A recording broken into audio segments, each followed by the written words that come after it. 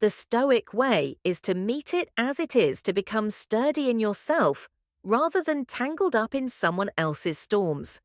So, how do you begin? First, pause. Ask yourself, is this within my control or not? Second, act where you can on your habits, your words, your responses.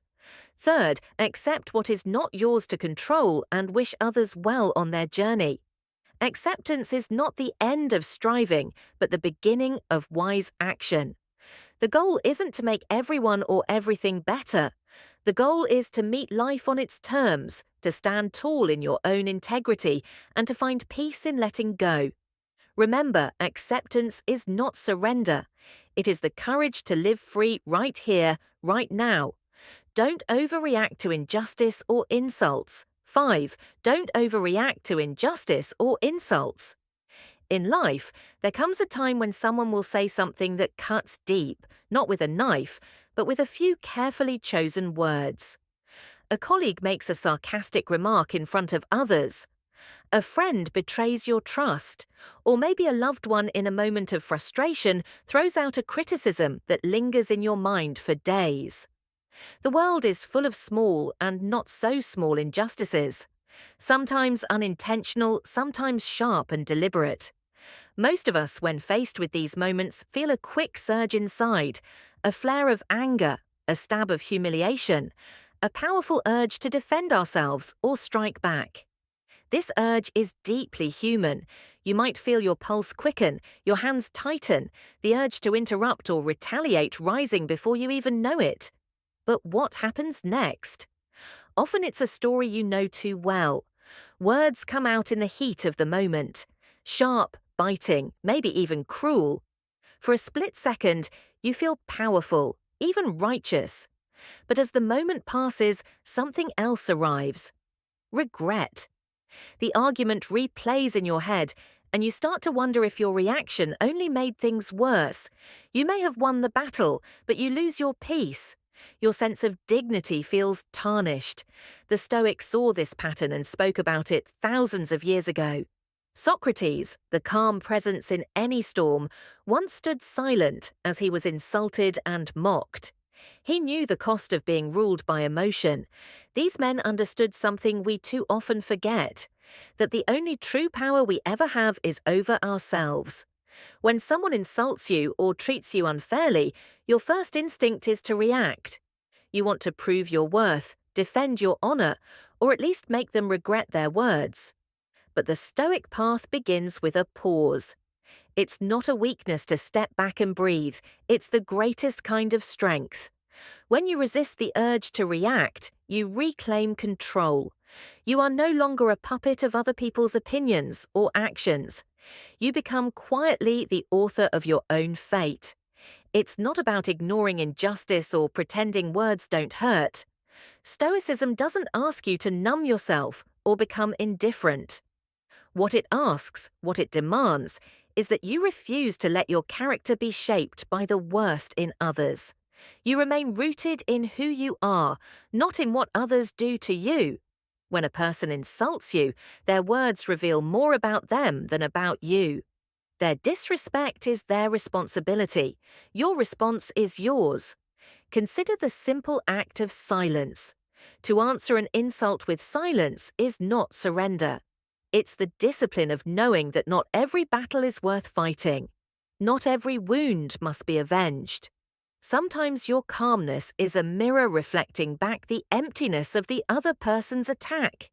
Other times, your kindness in response to cruelty can disarm even the hardest hearts. As Marcus Aurelius reminded himself, the best revenge is to be unlike the one who did the injury. I have seen men lose themselves in the heat of the moment, shouting matches at family gatherings, cold wars in boardrooms, friendships shattered over careless words. In every case, the immediate satisfaction of fighting back is fleeting. What lasts is the shame, the distance, the feeling of having lowered yourself to a level you didn't choose. But I've also witnessed a quieter power. A father who hears an unfair accusation from his teenage son and simply listens, refusing to lash out. A friend who is belit in a group, but instead of snapping back, calmly says, that's not true, and lets the matter drop. Their restraint changes the energy in the room. It shows a deeper self-respect. We live in a world that tells us to never back down, to stand our ground, to always respond to offense with offense. But what if real strength is found in what you don't say? In the fights you choose to walk away from, in the insults that bounce off because you know your worth is not up for debate. This is not about passivity. If a boundary needs to be set, set it clearly, but with calm, not vengeance. If a line must be drawn, draw it from reason, not rage. Sometimes the greatest power is found in the smallest act, taking a breath before you reply, choosing to leave a harsh message unanswered, or simply walking away with your dignity intact. Stoicism is not a promise that you will never feel hurt, never be angry, never face injustice. It's a guide for those moments when the world tries to pull you down to its level. It's a reminder that every insult is an invitation to lose yourself or to find yourself. So next time you are insulted, wronged, or misunderstood, remember the choice is always yours. You can react and lose yourself in the storm, or you can stand quietly in the eye of it, unshaken, unbending, untouched. Let your calmness be your answer, your dignity be your shield. Because in the end, it is not what they say that defines you. It is how you choose to respond that builds your character day by day, moment by moment. This is the path the Stoics walked, and it is open for you too every single time life tests your strength. Practice self-reflection and personal growth. 6. Practice self-reflection and personal growth.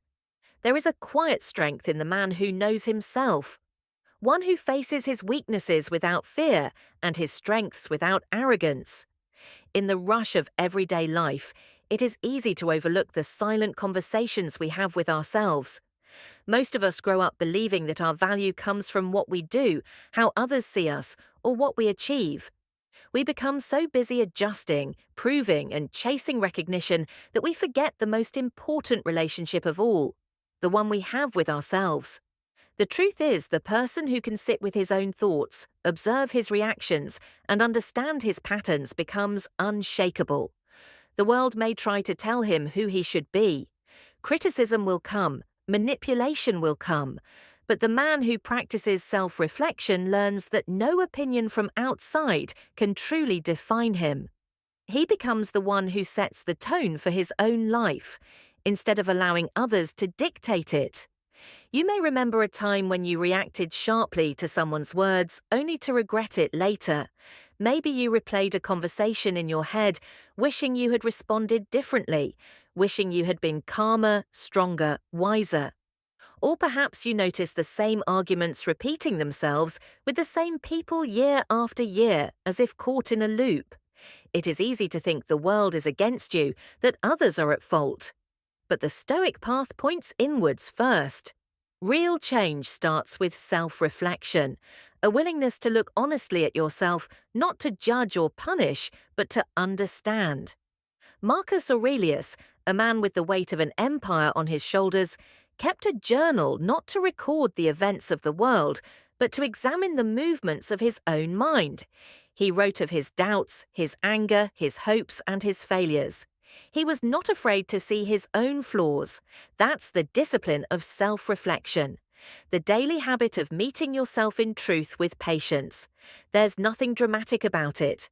Just the simple act of sitting down at the end of the day and asking, where did I stand strong? Where did I fall short? What can I do better tomorrow?